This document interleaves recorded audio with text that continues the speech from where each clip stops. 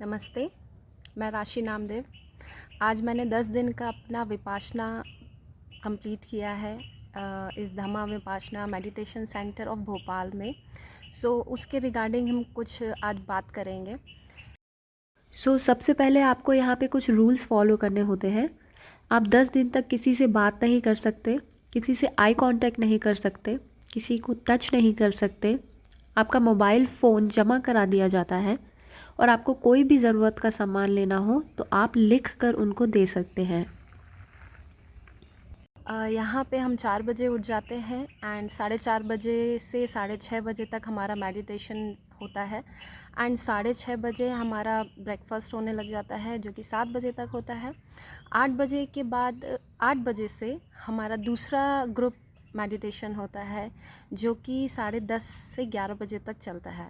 Then 11 बजे आपका lunch होता है। 11 बजे आपका लंच होता है एंड देन आफ्टर दैट आपको रेस्ट लेना होता है। 1 बजे से 2 बजे तक फिर से आपका मेडिटेशन शुरू होता है। फिर आधे घंटे का ब्रेक एंड 2:30 बजे से 3:30 बजे तक मेडिटेशन होता है ग्रुप का एंड फिर उसके बाद फिर मेडिटेशन जो कि कंटिन्यू होता है टिल 5 बजे आपका डिनर कंप्लीट होता है। पर डिनर में आपको डिनर नहीं, कोई मील नहीं, बट आपको लाइट फूड मिलता है। It's something like some fruit and you know नमकीन वगैरह, कुछ लाइट फूड। उसके बाद आपका फिर से मेडिटेशन होगा 6 बजे से जो कि चलेगा 8 बजे तक। 8 से 8:30 तक सत्संग होता है एंड फिर आधे घंटे का मेडिटेशन और उसके बाद आपको आपके रूम पे भेज दिया जाता है रेस्ट के लिए। तो ये प्रॉपर पूरी शेड्यूलिंग होती है यहाँ की, राइट। बात करें हम फूड की तो आप सोच भी नहीं सकते कि यहाँ का फूड इतना ऑसम होता है, इतना यौगिक होता है, इतना सात्विक होता है। It's too good, right. और कुछ ऐसा नहीं कि इन शॉर्ट कंप्लीट कर दिया होगा। आपको बाकायदा 2-3 सब्जी मिलती है, दाल मिलता है, एवरीथिंग, मीठा एंड एवरीथिंग, राइट। आपका पूरे तरीके से ध्यान रखा जाता है। आपका चाय के लिए, ब्लैक कॉफ़ी के लिए, जिंजर वाटर के लिए, देन जैगरी वाटर, हर तरीके से आपका पूरे तरीके से सेवा की जाती है। आपको कभी नहीं लगेगा कि आपको यहाँ पे कहीं पे भी किसी तरीके की कोई कमी हो। रूम्स हैं तो वो बहुत साफ़ सुथरे और सब कुछ क्लीन बहुत अच्छे तरीके से होता है। उस बेसिस पे आपको कोई भी प्रॉब्लम नहीं जाएगी मैनेजमेंट के थ्रू, ओके। अब बात आती है हमारे रियलाइजेशंस पे। तो इस डिपेंड कि आप किस स्टेज पे हो और आपका किस स्टेज का रियलाइजेशन है। बहुत सारे लोग बहुत अलग अलग तरीके के रियलाइजेशन करते हैं कि आप कहाँ पे हो, किस तरीके से आगे बढ़ रहे हो, राइट। ये ज़रूर है कि आपके बहुत अंदर तक जो आपके दुख थे वो सब निकलते हैं। आपको पता चल जाता है आपके दुख के कारण क्या हैं। आपको पता चल जाता है कि आप क्यों इतना पेनफुल फ़ील करते हो। आपके अंदर तक के हर्ट्स बाहर आते हैं जिसको आप रिलीफ़ करते हो और रियलाइज़ करते हो कि हर चीज़ के पीछे क्या रीज़न्स थे। तो डीप रूटेड जो हर्ट है वो ज़रूर निकलेंगे एंड बहुत सारे तरीके के रियलाइजेशन, ये सब पे डिपेंड करता है। तो I can't say anything, but हाँ, काफ़ी कुछ वहाँ से रिलीज़ ज़रूर होगा, राइट। इट्स लाइक आपको एक तो ये समझ में आता है कि आप हो कौन राइट। आप इस नेचर से जुड़े हुए हो, आप इस नेचर के हो, नेचर से बने हो।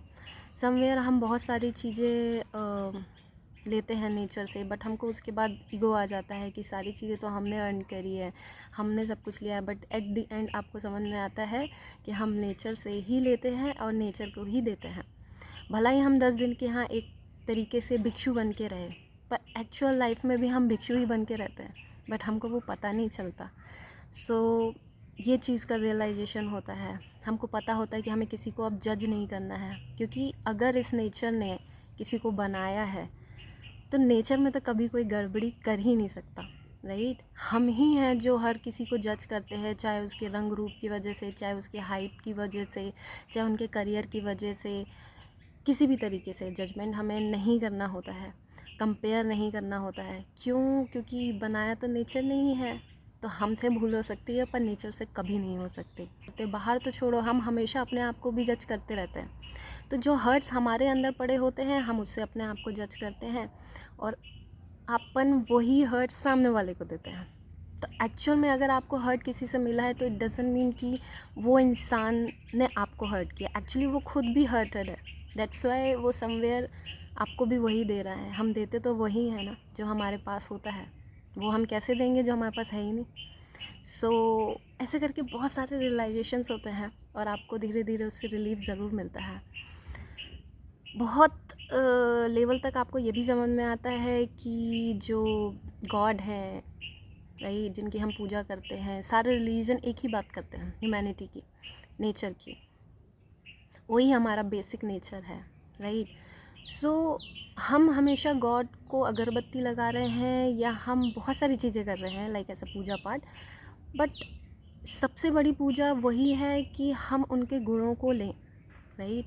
जैसे हमारे मॉम डैड सबसे ज़्यादा हमसे तब खुश होते हैं जब हम उनके गुणों को लेते हैं, वैसे ही वो जो हमारा मॉम डैड है, जो हमारे पेरेंट है, जो गॉड है, हम जिसको भी माने, आप अगर उनको मानते हो तो उनको गुणों को, उनके जितनी भी अच्छी चीज़ें हैं उनको अपने अंदर एक्सेप्ट करोगे, वो उससे सबसे ज़्यादा खुश होंगे।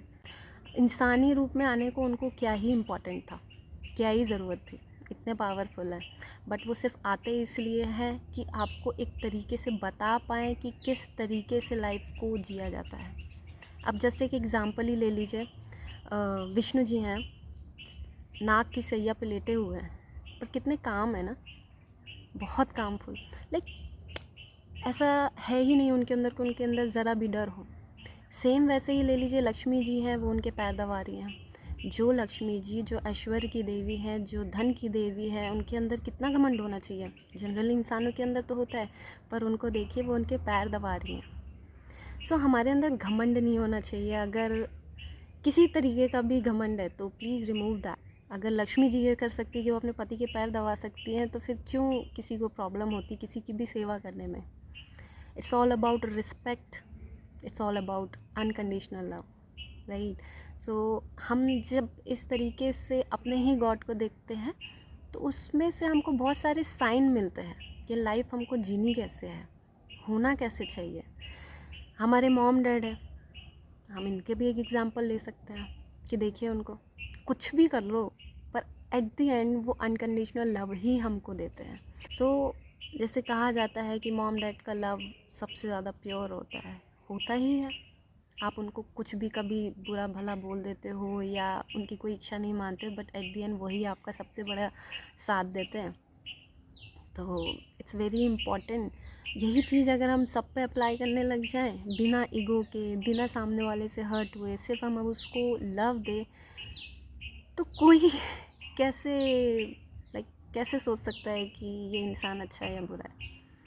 बस हम वो जो फ़िल्टर करते ना लोगों को, वो फ़िल्टर करना बंद कर दें तो डेफ़िनेटली हम उसके आगे निकल जाएंगे। सो कहीं से ईगो, कहीं से सेल्फ़ रिस्पेक्ट, ऐसी कोई चीज़ होती नहीं है एक्चुअल में। Like self confidence, self respect, self सब, what is self, like me, right, कहाँ है। सो ऐसे करके बहुत सारे रियलाइजेशंस होते हैं। सो वो चीज़ देखनी है। एंड सबसे ज़्यादा इम्पॉर्टेंट पॉइंट कि अगर आपको इस नेचर ने किसी भी वजह से, किसी भी तरीके से आपको अगर कुछ समय के लिए अकेला किया है, तो बात इतनी इम्पॉर्टेंट है कि आपको ये समझना पड़ेगा कि ये सबसे बड़ी ब्लेसिंग है। भला ही आउटर वर्ल्ड कुछ भी बोले कि दुखी होगी या हाय रे क्या हो गया उसके ऊपर, पता नहीं क्या ही, आप बिलीव करो ये सबसे बड़ी ब्लेसिंग है। क्योंकि उस समय आप जिस भी भगवान को मानते हो, उनने आप पे इतनी बड़ी कृपा की है कि वो बाहर के साउंड से, बाहर के इतने डिस्टर्बेंस से आपको कुछ समय के लिए अलग करना चाहते हैं, ताकि आप अपने आप को समझो, ताकि बाहर का शोर बंद हो और आप अपने अंदर के शोर को समझो, राइट। जब तक हम बाहर की चीज़ों को बंद नहीं करेंगे तब तक हम अपने आप को कैसे समझ पाएंगे। तो इसीलिए लोग मोस्टली नेचर पे जाते हैं जहाँ शांति होती है, क्योंकि वहाँ हम अपने आप से बात करते हैं, हम अपने आप को समझ पाते हैं, और वो बहुत इम्पॉर्टेंट है। सो बिलीव मी, अगर आपको आपकी लाइफ में कभी भी लोनलीनेस मिली है, so it's the best blessing. उसमें कोई दुख की बात नहीं है कि हाय रे मैं तो अकेली हो गई या हाय रे मैं तो अकेला हो गया। It's nothing like that. ऐसे करके बहुत सारे रियलाइजेशन से आपको छोटी छोटी बात का पता चलेगा कि आपकी लाइफ में जो पास्ट में चीज़ें हुई हैं वो एक्चुअल में आपके बेनिफिट के लिए ही है। हर एक छोटी सी छोटी चीज़, हर एक छोटी सी छोटा हमारे अंदर जो विचार आता है उसके लिंक्स हैं, राइट। वो आपको समझ में आते हैं। और हम हमेशा सोचते हैं हम सही हैं, हम सही हैं, हम सही हैं, बट बिलीव मी, जो सामने वाला हमें गलत लग रहा है वो हमें एक आउटकम में लगा है कि वो गलत है, but back of the process, back and में बहुत सारी चीज़ें उसके साथ भी हुई है। दैट्स वाई वो वही चीज़ को प्रोजेक्ट कर रहा है, राइट। अगर किसी के अंदर गुस्सा है तो आपको लग रहा है कि वो गुस्सा कर रहा है, बट ऐसा नहीं है, वो कोई गुस्से के साथ पैदा नहीं हुआ था, राइट। वो कोई बुरे वर्ड बोलने वालों में से पैदा नहीं हुआ था, बट उसके लाइफ में कुछ ऐसी चीज़ों का प्रोसेस हुआ है जिसकी वजह से वो इस तरीके का हो गया है कि अब वो अपने आप को प्रोटेक्ट करने के लिए वो आपके सामने ऐसा बिहेव कर रहे हैं। इमोशंस उसके अंदर भी हैं, सब कुछ उसके अंदर है, बट वो अपने आप को प्रोटेक्ट करना चाहते हैं इस दुनिया के हर्ट से। बट जिस दिन वो फियर हट जाएगा ना, उसके बाद देखिए आप उस इंसान को, बहुत अच्छे हो जाते हैं। उसके लिए थोड़ी मेहनत करनी पड़ती है। ये इन शॉर्ट मेरा रियलाइजेशन था। बहुत सारे हैं और सबका अपना अपना लेवल है, सब अपने अपने तरीके से आके अपने आप को ग्रो कर सकते हैं। मैं आप लोगों के लिए यही विश करती हूँ कि आप लोग भी बाहर निकले, अपने यहाँ के जितने भी दुख हैं, हर्ट्स हैं और जिस तरीके के विचार हैं, जो बहुत सारे रूल्स रेगुलेशंस हमारे इस वर्ल्ड ने हम पे लगा रखे हुए हैं, उन सब से थोड़ा बाहर निकले और अपने आप को जिए, अपने आप को जाने।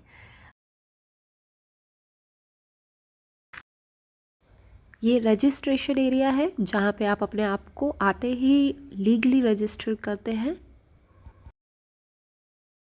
ये मेल सेक्शन एरिया है जहाँ पे मेल लोग 10 दिन तक रहते हैं। इस पूरे एरिया में सिर्फ मेल का ही आना अलाउड है एंड ये रूम्स हैं उनके। रूल्स ऐसे हैं कि मेल का अलग सेक्शन होता है, फीमेल्स का अलग सेक्शन होता है। मेल फीमेल एरिया में नहीं जा सकते, फीमेल मेल एरिया में नहीं जा सकते। तो इस तरीके का कुछ बहुत अच्छा सा रूल है यहाँ पे। ग्रुप मेडिटेशन हॉल में जाने के भी दोनों के अलग अलग ही रास्ते हैं। ये फीमेल एरिया है, यहाँ पे फीमेल्स ही आ सकती हैं। ये पगोड़ा सेल है, यहाँ हर किसी को एक सेल प्रोवाइड किया जाता है ताकि आप अकेले मेडिटेट कर सको। फुल ऑफ ग्रीनरी है, फुल ऑफ नेचर है। यहाँ पे आप अपने आप को बहुत अच्छे तरीके से हील कर सकते हो, बहुत अच्छे तरीके से रियलाइजेशंस कर सकते हैं, पूरे तरीके से नेचर में जिससे हम बने हैं।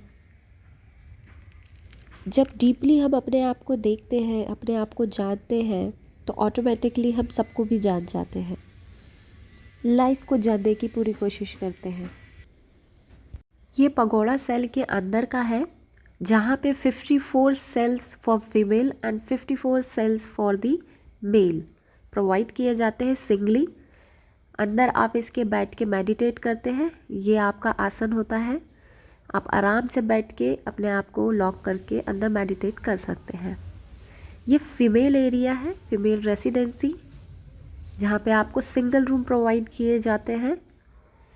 ये धम्म हॉल है जहाँ पे ग्रुप मेडिटेशन होता है और जिसको प्रॉब्लम होती है उनको बाकायदा चेयर दिए जाते हैं, आसन दिए जाते हैं। ये फीमेल रेसिडेंसी एरिया है, ये रहा मेरा single room. This is female dining area, यहाँ पे आपको अपने यूटेंसिल्स खुद ही धोने होते हैं एंड पोंछ करके रखने होते हैं। आप एक बार यहाँ पे ज़रूर आए अपने आप को समझने के लिए, लाइफ को समझने के लिए। बहुत सारा एंजॉय करें, बहुत खुश रहें। इसी मंगल कामना के साथ आप सभी को बहुत सारा लव, बहुत सारी बेस्ट विशेस। नमस्ते।